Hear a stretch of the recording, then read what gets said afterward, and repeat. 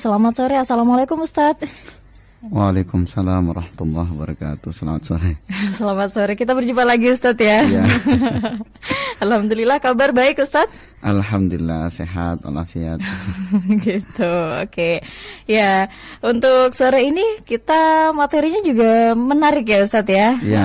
Yaitu Ramadan itu sebagai pelajaran dalam menghidupkan dan memakmurkan masjid. Nah, kawan-kawan ya, ini merupakan salah satu hikmah di bulan Ramadan yang bisa kita dapatkan, yaitu untuk menghidupkan atau memakmurkan masjid. Nanti kawan-kawan bisa bergabung. Baik Ustadz, kita mulai untuk membahas soal hikmah Ramadan ya. Baik. Yaitu untuk Ramadan ini bisa untuk menghidupkan atau memakmurkan masjid. Nah, kok bisa sih Ustadz Ramadan ini bisa mungkin dengan beberapa aktivitas yang dijalankan ya Ustadz ya. Baik, bismillahirrahmanirrahim. Alhamdulillah rabbil alamin, wassalatu wassalamu ala asyrafil anbiya'i wal mursalin Sayyidina Muhammadin wa ala alihi wa sahabatihi wa dzurriyyatihi wa man ihtada bihadihi ajma'in, amma ba'du.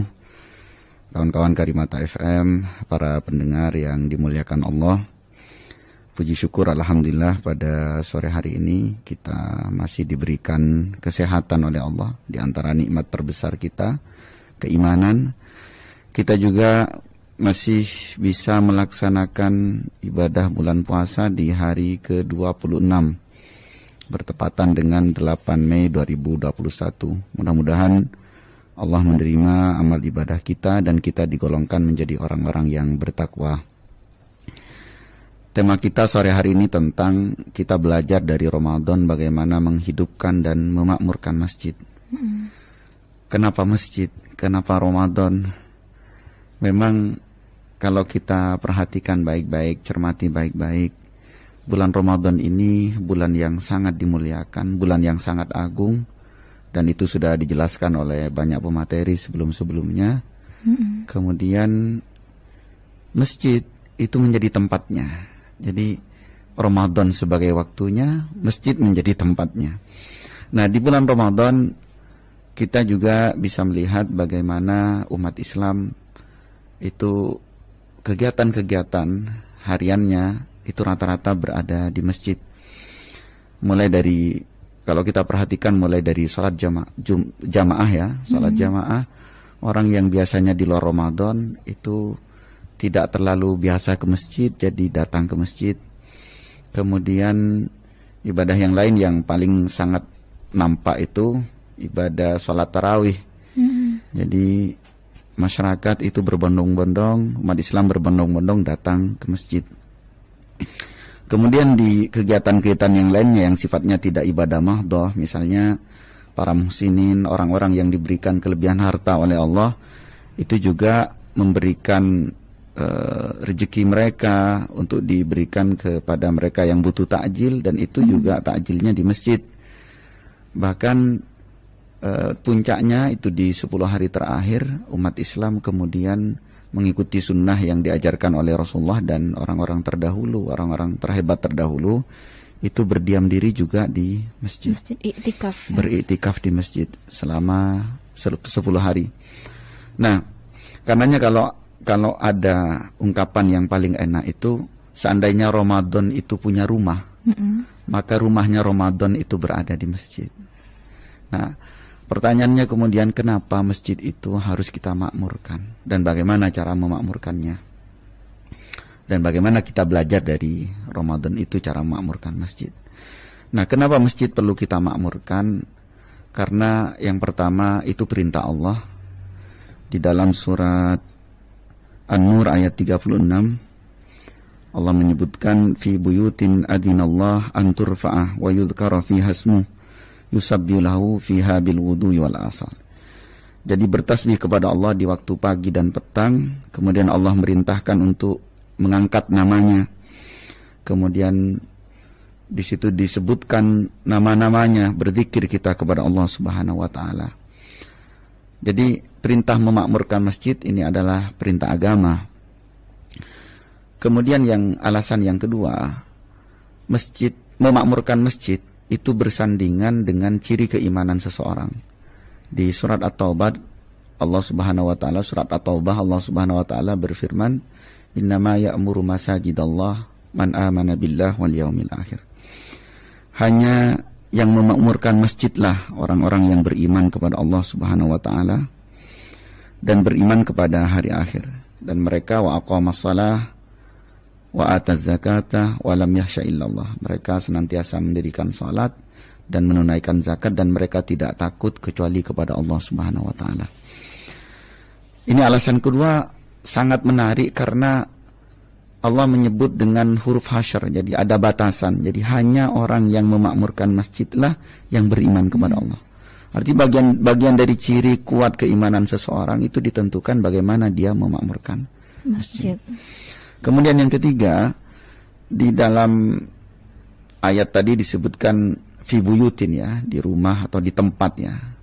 Kemudian di dalam hadis Rasul menyebut majtama'a qaumun fi baitin min buyutillah. Tidaklah berkumpul satu kaum atau banyak kaum atau banyak orang di antara rumah dari rumah-rumah Allah. Ini kan ada yang menarik di situ. Rasul menyebutkan dengan rumah Allah. Masjid disebut dengan rumah Allah. Iya, pertanyaannya, Allah butuh rumah enggak? Karena Allah tidak butuh rumah. Kenapa disebut dengan rumah Allah? Itu sebagai tasyrifan wa ta'ziman li sya'ni, pengagungan terhadap tempat itu. Jadi tempat itu sampai mendapatkan sebutan rumah Allah, karena rumah itu, tempat yang dimuliakan Allah. Bukan Allah butuh rumah, tidak. Iya, hanya sekedar julukan. Ya, julukan, dan julukan itu kan istimewa sekali. Itu alasan yang ketiga. Jadi masjid itu sampai disebut dengan Baitullah.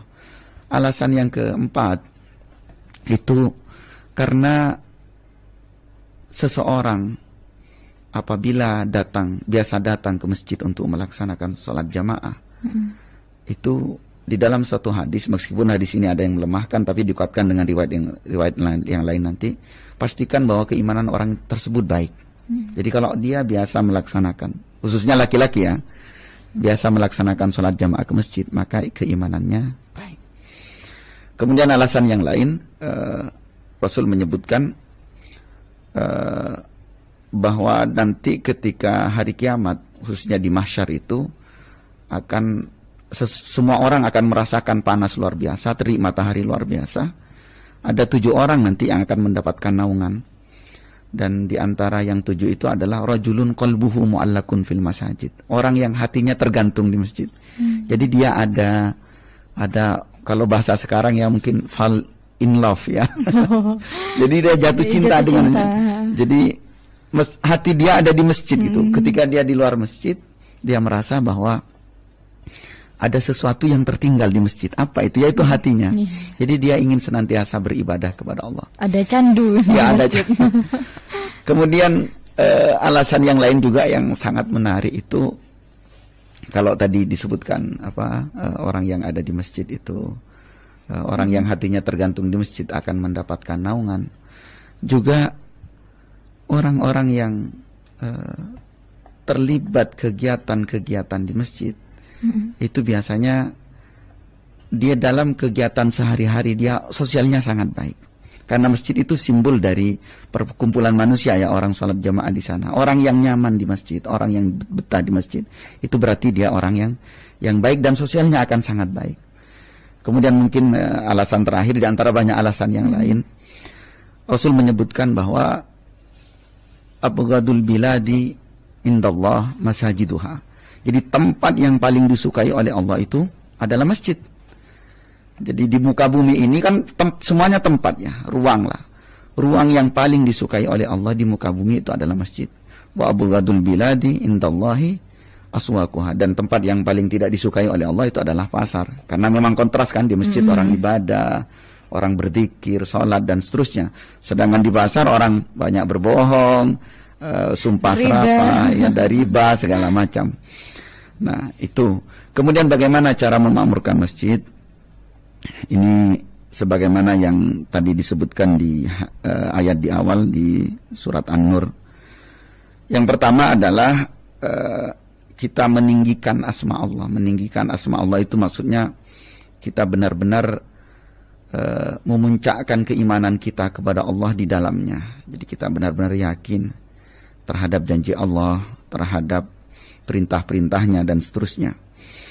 Nah, mengagungkan di sini ada yang juga memaknai meninggikan bangunan. Jadi memakmurkan masjid itu dengan meninggikan bangunannya, membuat bangunan masjid itu megah agar orang tertarik, membuat bangunan masjid itu nyaman agar orang mau datang. Jadi cara memakmurkan adalah meninggikan namanya atau meninggikan bangunannya.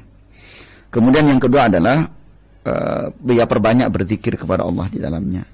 Jadi memakmurkan itu tidak hanya sekedar makmur bangunannya, tapi juga makmur dengan zikir-zikir. Banyak kalimat Allah yang disebutkan di dalam masjid tersebut. Karena banyak di masyarakat itu berlomba-lomba memakmurkan bangunan, tapi isinya tidak. Masuk kategori di dalamnya memakmurkan itu memperbanyak kajian keilmuan di dalamnya. Jadi antara yang mendapatkan rahmat dari Allah, dinaungi malaikat, diberikan ketenangan, itu adalah orang yang mengkaji ilmu-ilmu Allah, mengkaji Al-Quran di dalamnya.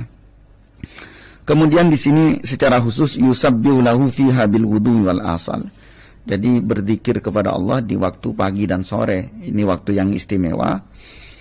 Sebagian ulama menyebutkan itu dari waktu habis subuh sampai terbit matahari, kemudian dari habis asar sampai maghrib itu ya sampai terbenamnya matahari itu diperintahkan untuk memperbanyak berzikir kepada Allah. Kemudian cara yang juga perlu diperhatikan adalah memakmurkan masjid itu mendaya fungsikan masjid sebagaimana ketika Rasulullah SAW datang pertama kali ke kota Madinah, hijrah pertama kali, yang beliau lakukan adalah membangun masjid. Jadi mendaya gunakan masjid itu artinya begini, masjid di masa dahulu itu sebagai segala sumber kegiatan, bahkan segala sumber kebutuhan. Jadi masjid tidak hanya menjadi tempat ibadah, tapi juga di sanalah umat Islam kemudian mengkaji keilmuan, mengatur strategi segala macam, sehingga masjid itu bisa mengakomodasi kebutuhan fakir miskin. Dan Baitul Mal itu adanya di pengelolaannya juga bagian dari pengelolaan masjid. Makanya di dalam hadis Rasulullah mengatakan, man bana masjid, dan siapa yang membangun masjid walau kamafhasi hutatin, meskipun hanya sebesar sarang burung, lubang burung, banallahu lahu baitan fil jannah, Allah akan bangunkan baginya rumah di surga. Nah, kemudian yang paling akhir terkait dengan tadi bagaimana kita bisa belajar yang memakmurkan masjid dari Ramadan. Kita berupaya sekuat mungkin bahwa kegiatan-kegiatan kita selama Ramadan umat Islam ya, itu jangan sampai ketika nanti datang bulan Syawal lalu menjadi masjidnya sepi, hilang kembali. Jadi bagaimana agar ketika Ramadan ramai, di luar Ramadan pun akan tetap ramai, meskipun tidak akan pernah sama karena memang bulan Ramadan ya bulan yang istimewakan. Wallahu a'lam bishawab. Baik Ustadz, terima kasih. Ya itu dia kan ya untuk penjelasan mengenai tadi disebutkan latar belakang ya kenapa kita harus memakmurkan masjid. Ada beberapa poin yang sudah disampaikan oleh Ustadz Ikram Salehadi LCMPD. Kemudian bagaimana sih caranya ya agar kita itu bisa memakmurkan masjid tadi dengan meninggikan asma Allah, termasuk meninggikan bangunannya, kita berzikir ya, kemudian senantiasa mengisi kajian-kajian keilmuan di dalam masjid itu dengan memberdayakan semua kegiatan yang ada di bulan Ramadan itu termasuk menjadi kegiatan yang diistiqomahkan hingga di luar momentum Ramadan ini. Ke Gatekeeper Panca? Ada Mas Muhammad Fatir di Tanjung, ini mau tanya, lebih afdol mana? Yang pertama tarawih di masjid, tapi istri di rumah ngajak berjemaah dengan alasan sholatnya perempuan lebih baik, bahkan lebih baik daripada berjemaah bersama Rasulullah. Lalu yang kedua, tarawih di masjid, tapi istri di rumah kebobolan, khawatir tidak tarawih. Nah itu dari Mas Muhammad Fatir di Tanjung. Lalu juga kawan-kawan yang menyimak melalui streaming di YouTube, ada Mas Karman Faza di Ampet sedang menyimak. Lalu juga ada Pak Kudus, luar biasa Ustadz Ikram, semoga disehatkan dan dipenuhi manfaat oleh Allah. Amin ya rabbal alamin.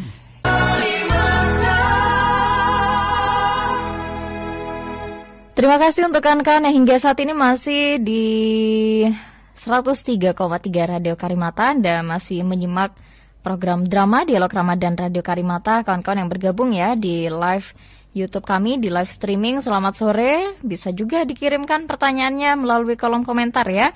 Pak Karman Faza, terus ada Pak Kudus juga, ini selamat sore. Baik Ustadz, kita jawab pertanyaan dari Pak Fatir ya, barusan dari Tanjung itu. Pertanyaannya, lebih afdol mana kira-kira kalau misalkan ada opsi tarawih di masjid, tapi istri di rumah itu ngajak berjamaah dengan alasan sholatnya itu lebih baik ya untuk perempuan itu di rumah daripada berjamaah. Terus bagaimana kalau misalkan opsinya tarawih di masjid tapi istri di rumah itu dikhawatirkan kebobolan, malah gak tarawih. Nah itu bagaimana Ustadz? Baik, bismillahirrahmanirrahim. Memang sholat jamaah bagi laki-laki itu disepakati oleh ulama, rata-rata mewajibkan. Ada pula yang sampai pada tahap sunnah. Cuma kalau dari pendapat-pendapat para sahabat memang sifatnya wajib.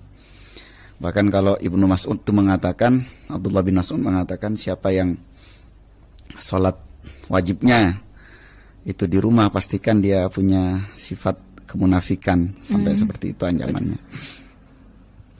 Nah, untuk sholat tarawih ini memang di masa Rasulullah SAW beliau pernah sholat dengan para sahabat itu 3 hari saja, 3 malam saja di awal Ramadan. Kemudian beliau setelah itu tidak melakukan, dan ada yang bertanya kepada Rasulullah, ya Rasulullah kenapa tidak dilanjutkan? Rasulullah mengatakan, saya khawatir ini nanti akan diwajibkan. Lalu setelah itu di masa Umar bin Khattab beliau memerintahkan agar umat Islam laki-laki itu datang ke masjid untuk melaksanakan sholat tarawih secara berjamaah bersama-sama. Nah, di dalam satu hadis Rasulullah SAW bersabda, sebagaimana riwayat Abu Dzar, innahu man qama ma'al imam hatta yansarif kutiba lahu qiyamul lailah. Jadi siapa yang sholat bersama imam sampai selesai, itu dianggap pahalanya sama dengan sholat 1 malam penuh. Jadi sholatnya 1 malam penuh pahalanya. Nah, ini menarik karena anjuran itu untuk laki-laki, bagaimana kalau untuk perempuan? Sedangkan di dalam hadis itu perempuan ini sebaiknya sholat di rumah. Khairu sholatir rijal fil masajid wa khairu sholatin nisa fi buyutihinna. Jadi sebaik-baik sholatnya laki-laki itu agar mereka datang ke masjid, tapi perempuan tetap sholatnya di rumah. Bahkan dalam hadis yang lain Rasulullah mengatakan, la tamna'u nisa'akumul masajid. Tapi kalau mereka mau datang ke masjid, jangan dilarang, kata Rasulullah. Silakan saja. Wa buyutuhunna khairan lahunna. Tetapi rumah mereka itu lebih baik bagi mereka. Nah, kalau tadi penanya, bagaimana Ustaz? Jadi sebenarnya boleh saja, dengan catatan memang yang istri ini ingin ke masjid, dibolehkan saja, apalagi bareng suami, bareng yang mahram, maka tidak masalah bareng-bareng ke masjid. Nah, yang repot sekarang begini, suaminya ingin ke masjid, kemudian istrinya ngajak di rumah. Agak tetap diupayakan berikan penjelasan kepada istrinya bahwa ya laki-laki mestinya sholat ke masjid bersama jamaah yang lain. Dan perempuan itu ada di masa Nabi itu, Ummu Salamah, kemudian istri Nabi yang lainnya pernah mengimami perempuan-perempuan sahabiah yang lain. Jadi kalau misalnya istrinya ingin tetap sholat di rumah, ya cari inisiatif lain, misalnya kumpul dengan perempuan-perempuan tetangga, wanita-wanita yang dekat dengan rumah itu, kemudian rembuk siapa yang bagus bacaannya nanti jadi imam. Jadi itu sama-sama dapat, suami dapat pahala penuh, istrinya juga dapat pahala yang penuh seperti itu. Jadi itu mungkin solusi terbaiknya. Tapi kalau misalnya mau bareng-bareng ke masjid yang juga ahsan, itu lebih baik. Allah a'lam bishawab. Seperti itu. Baik, terima kasih Ustadz ya. Itu dia kan ya untuk pertanyaan tadi dari Pak Fatir. Ini untuk kawan-kawan yang lain semoga bisa bermanfaat juga. Barangkali Anda juga sama punya persoalan serupa ya seperti Pak Fatir. Nah, kawan-kawan yang lain silakan bergabung kawan ya di program drama kali ini, jangan sampai lewatkan. Anda bisa manfaatkan. Ini ada Pak Komarul sepertinya di Turpuk Pademau juga menyimak melalui live streaming di channel YouTube Radio Karimata FM pada sore ini.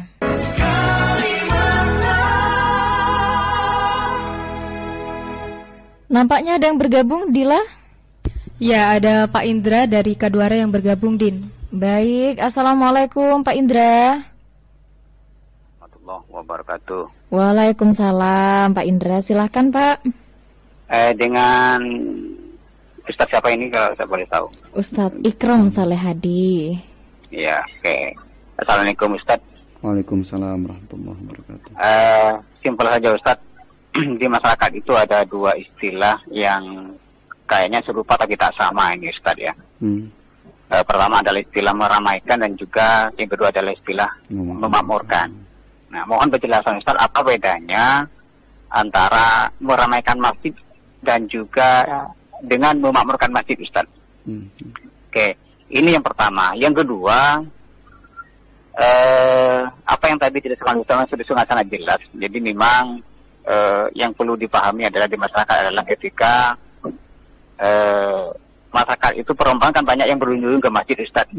Karena ternyata mereka itu tidak tahu bahwa sholatnya mereka lebih baik di rumah.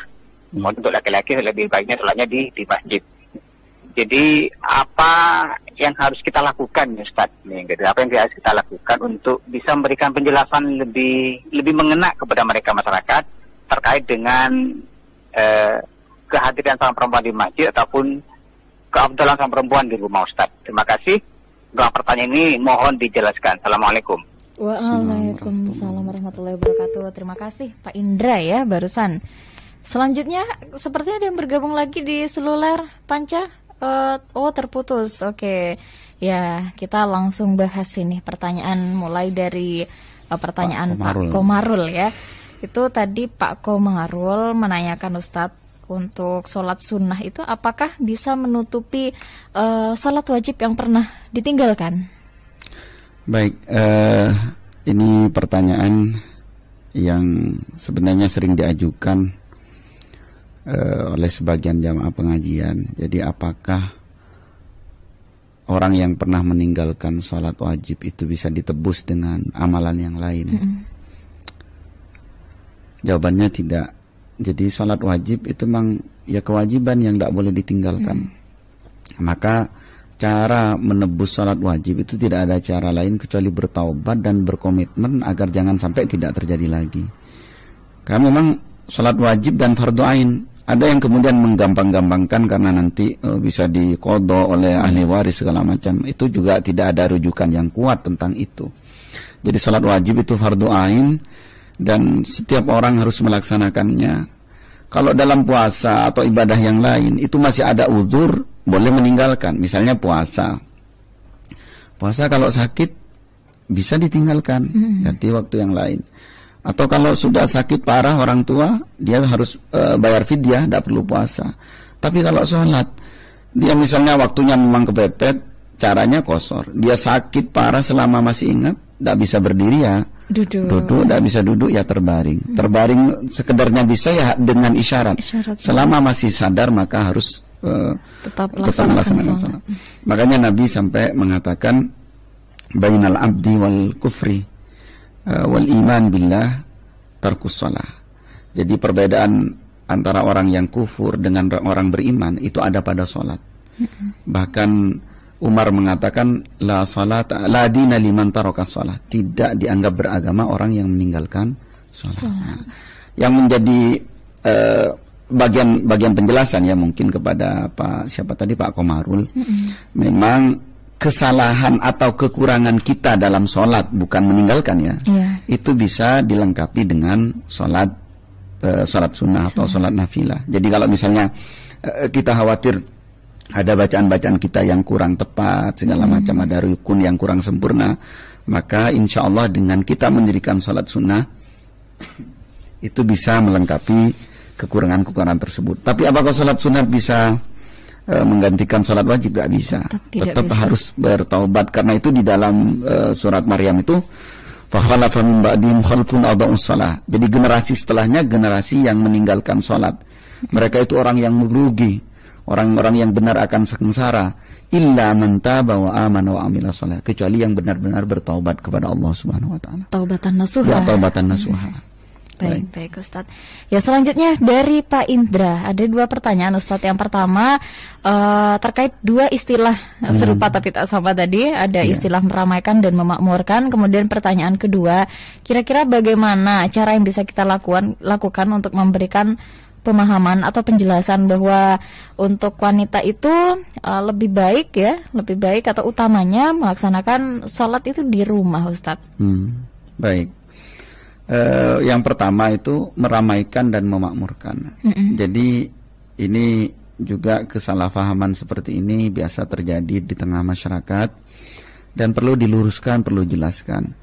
Jadi tidak semua yang ramai di masjid itu makmur. Karena tadi itu saya sudah jelaskan tadi di pembahasan, memakmurkan masjid itu standarnya iman. Jadi man amana billah wal yaumil akhir, beriman kepada Allah dan hari kiamat. Jadi dorongan dia berangkat ke masjid dengan segala kegiatannya, baik kegiatan pribadi atau yang terkait dengan jamaah, itu harus dorongan keimanan. Karena ada sebagian di masyarakat itu inginnya syiar, inginnya meramaikan, tapi justru malah menjadi bumerang. Masjid malah semakin dijauhi oleh orang. Jadi maunya meramaikan tapi dengan cara yang salah. Maka memakmurkan itu maksudnya adalah dia melaksanakan kegiatan baik pribadi atau berjamaah itu sesuai yang diajarkan oleh Rasulullah. Kemudian kegiatan itu atas dasar keimanan kepada Allah Subhanahu wa taala. Tadi disebutkan yuzkaru fi hasmu, kemudian yusabbihu bil wudu wal asal, perbanyak berzikir, itu adalah memakmurkan.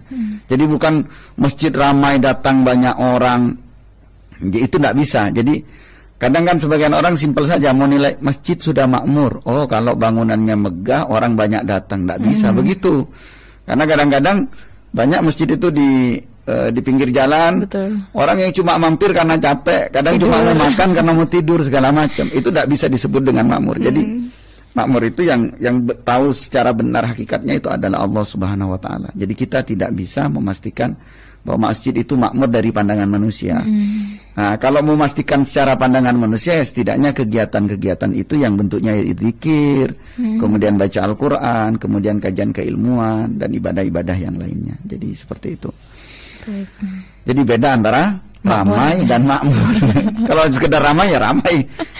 Ramai belum tentu makmur. Ramai belum tentu makmur.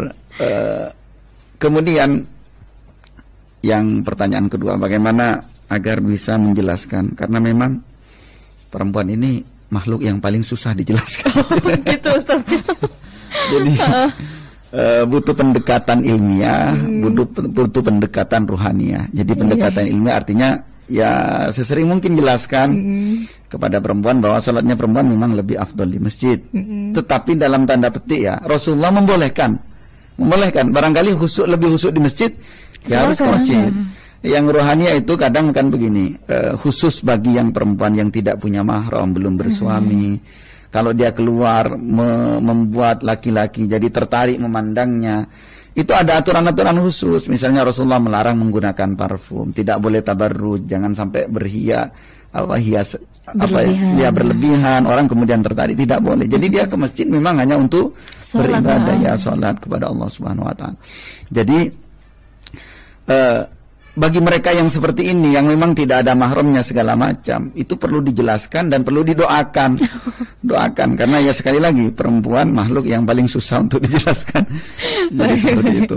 Makanya ketika menjelaskan kepada mereka, kadang ya mohon maaf, apalagi musim tarawih itu, kan kalau dilihat ya memang jumlah perempuan lebih banyak, kan banyak sekali perempuan untuk masjid. Awal-awal itu ini tren apa memang keimanan? Kadang kan harus pertanyaannya begitu. Nah, penjelasan seperti itu tidak cukup penjelasan keilmuan, tapi juga harus ada pendekatan. Biasanya satu orang tidak bisa menjelaskan, yang lain menjelaskan.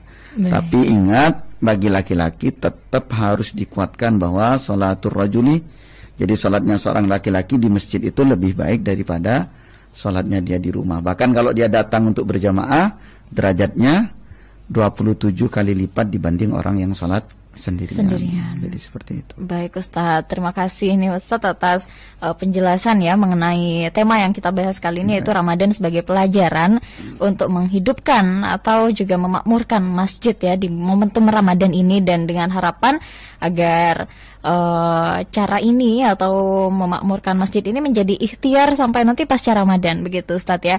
Dan karena waktunya juga terbatas kan ya sampai jam 4 sore, Ustadz mungkin terakhir ada yang ingin disampaikan kepada pendengar Karimata? Baik, masjid, sholat, dan Ramadan. Jadi kalau secara khusus bulan Ramadan memang bulan makmurnya masjid. Tapi di bulan Ramadan kita harus datang ke masjid untuk melaksanakan sholat. Dan ingat bahwa sebanyak apapun kita mengumpulkan amal apa itu, amal seutama mungkin, tetap yang pertama dihisab di hadapan Allah itu adalah sholat.